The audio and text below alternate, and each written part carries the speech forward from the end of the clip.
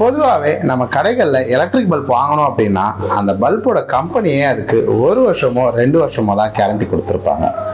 ஆனால் கிட்டத்தட்ட 122 வருஷமா ஒரு பல்ப் இன்னைக்கு வரைக்கும் ஃபியூஸ் போகாமல் எரிஞ்சுக்கிட்டே இருக்கு அப்படின்னா நீங்கள் நம்புவீங்களா? அமெரிக்காவில் இருக்கக்கூடிய ஒரு ஃபயர் ஸ்டேஷனில் 1901 பொருத்தப்பட்ட ஒரு எலக்ட்ரிக் பல்ப் கிட்டத்தட்ட 122 வருஷமா இப்போ வரைக்கும் ஃபியூஸ் போகாமல் எரிஞ்சுக்கிட்டே இருக்கு. ஒரு நூற்றாண்டையும் கடந்து ஒரு எலக்ட்ரிக் பல்ப் எப்படி எரியும், இது எப்படி சாத்தியமாச்சு அப்படின்றத இந்த வீடியோல பார்க்கலாம் வாங்க.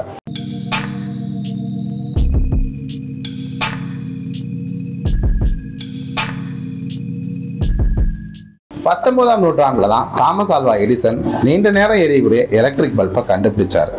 அதுக்கு முன்னாடி பல பேர் அந்த பல்பை கண்டுபிடிச்சிருந்தாலும் அது நீண்ட நேரம் எரியிற வகையில இல்லை அப்படின்ற காரணத்தினால அதெல்லாம் ஃபெயிலியரா தான் கருதப்பட்டுச்சு. தாமஸ் ஆல்வா எடிசன் கண்டுபிடிச்ச எலக்ட்ரிக் பல்பு தான் நீண்ட காலம் எரியக்கூடிய பல்பா இருந்தது. அதுக்கு அப்புறமேட்டு இந்த எலக்ட்ரிக் பல்ப் அப்படின்றது பலவிதமான பரிணாம வளர்ச்சி அடைஞ்சு இன்னைக்கு அது ஆர்ஜிபி லைட், ஸ்மார்ட் போன்ல ஆப்ரேட் பண்ணக்கூடிய லைட் அப்படின்னு பலவிதமான கட்டத்துக்கு வந்துருச்சு. சரி, என்னதான் இந்த எலக்ட்ரிக் பல்போட வளர்ச்சி அப்படின்றது இன்னைக்கு அதிக அளவில் இருந்தாலும் அதோட ஆயுட்காலம் அப்படின்றது, அதோட வளர்ச்சி எந்த அளவுக்கு வேகமாக இருந்ததோ அந்த எலக்ட்ரிக் பல்போட ஆயுட்காலம் அப்படின்றது கொஞ்சம் கொஞ்சமாக குறைஞ்சிக்கிட்டே வந்துருச்சு. அதாவது கண்டுபிடிச்ச காலகட்டங்களில் சராசரியாக ஒரு எலக்ட்ரிக் பல்ப் அப்படின்றது 30-40 வருஷம் எரியுமா. ஆனால் இப்போ உள்ள எலக்ட்ரிக் பல்ப் அப்படின்றது சராசரியாக 1 அல்லது 2 வருஷத்துலேயே ஃபியூஸ் போயிடும்.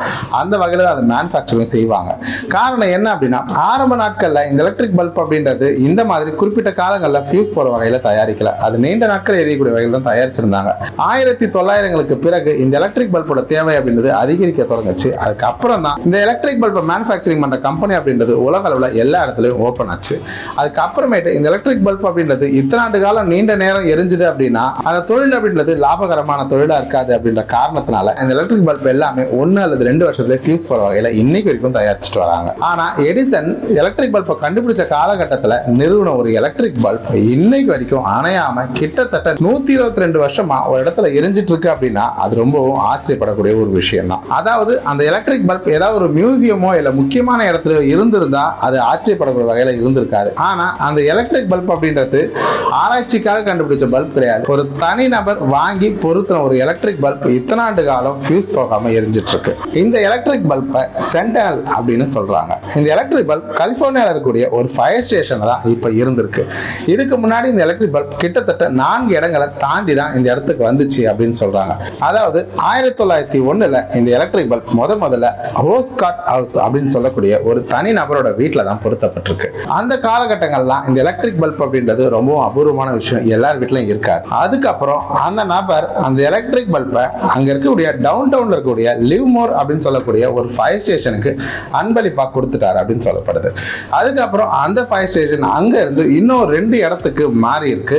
அதன் காரணமா அந்த எலக்ட்ரிக் பல்ப் கிட்டத்தட்ட 4 இடத்துக்கு மாறி போயிருக்கு. ஆனா இன்னைக்கு வரைக்கும் அது ஃபியூஸ் போகாம எரிஞ்சுக்கிட்டே இருக்கு. அந்த எலக்ட்ரிக் பல்பை இது வரைக்கும் 2 முறை சுவிட்ச் ஆஃப் பண்ணிருக்காங்களாம். அந்த 2 முறையுமே வேறு சில வேலைகள் காரணமா அவங்களுடைய எலக்ட்ரிசிட்டியை கட் பண்ணக்கூடிய சூழல் ஏற்பட்டதுனால அந்த எலக்ட்ரிக் பல்பை ஆஃப் பண்ணக்கூடிய சூழல் அப்படின்றது ஏற்பட்டிருக்கு. அதாவது 1937 அவங்களுடைய ஃபயர் ஸ்டேஷன்ல கூடிய வயரிங் ஒர்க்லாம் இருந்த காரணத்தினால அப்போ ஒரு தடவை சுவிட்ச் ஆஃப் பண்ணிருக்காங்க.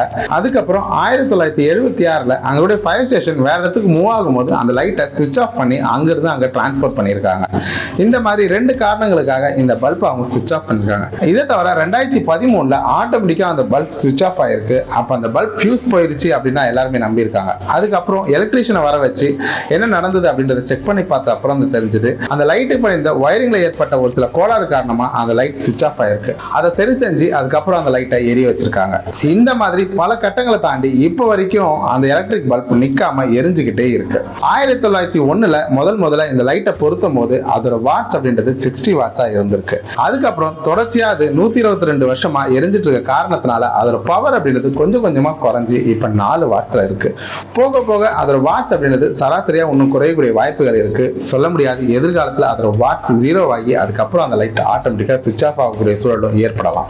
அந்த பல்ப் ஒரு ஃபயர் ஸ்டேஷன் இருக்க காரணத்தினால இப்போ வரைக்கும் அது ஃபயர் ஸ்டேஷன் மாதிரி இல்லாம ஒரு மியூசியம் மாதிரி பல மக்கள் வந்து வந்து போறாங்க. அதுவும் வீக்கெண்ட்ல சொல்லவே தேவையில்லையா, அது ஃபயர் ஸ்டேஷன் மாதிரியே தெரியாதா, பார்க்கறதுக்கு ஒரு மியூசியம் மாதிரி கியூல நின்று மக்கள் அந்த பல்பை இன்னைக்கு வரைக்கும் பார்த்துட்டு போயிட்டு இருக்காங்களாம். என்னதான் இருந்தாலும் ஓல்ட் இஸ் கோல்டு தான் இல்லையா. அதாவது நீண்ட காலம் எரியக்கூடிய ஒரு பல்பையே ஒரு வியாபார ரீதியா இன்னைக்கு 1-2 வருஷத்துல அது ஃபியூஸ் போற மாதிரி இன்னைக்கு வரைக்கும் தயாரிச்சிட்டு இருக்கு இப்ப இருக்கக்கூடிய வியாபார உலகம். இந்த மாதிரி கண்டுபிடிப்பு எல்லாம் ஆரம்ப நாட்கள்ல நீண்ட காலம் உழைக்கிற வகையில தான் கண்டுபிடிக்கிறாங்க. ஆனா அது வியாபார நோக்கமா மாறும்போது தான் இந்த மாதிரி அது லைஃப் டைமையை குறைச்சி, அதாவது பாருங்க இந்த பல்பையை பார்த்தா 1-2 வருஷத்துல ஆட்டோமேட்டிக்கா ஃபியூஸ் போற மாதிரி தான் இன்னைக்கு வரைக்கும் தயாரிச்சிட்டு இருக்காங்க. இதுதான் இப்ப இருக்கக்கூடிய வியாபார உலகம். உங்க வீட்டுல இந்த மாதிரி பல வருஷமா எரிஞ்சிட்டு இருக்க எலக்ட்ரிக் பல்ப் ஏதாவது இருக்கா? இருந்தா மறக்காம கமெண்ட் பண்ணுங்க. இந்த வீடியோ பிடிச்சிருந்தா லைக் பண்ணுங்க. மறக்காம சேனலுக்கு சப்ஸ்கிரைப் பண்ணிடுங்க.